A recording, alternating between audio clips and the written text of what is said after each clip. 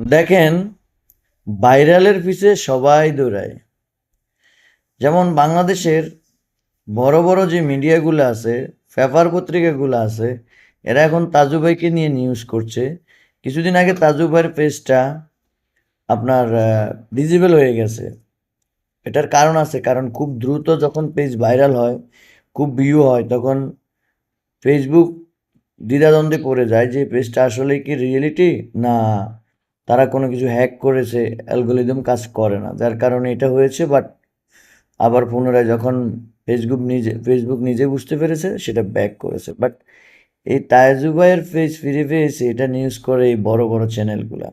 এখন আমার প্রশ্ন হচ্ছে, দেশে কি আর কোনো নিউজ নাই ভাই? দেশে আনাচে কানাচে কত নিউজ আছে, সেই নিউজগুলা তোমরা করো না। তোমরা নিজেরা যে ব্যক্তি ভাইরাল হয়েছে তার পিছেই তোমরা দৌড়াচ্ছ, অর্থাৎ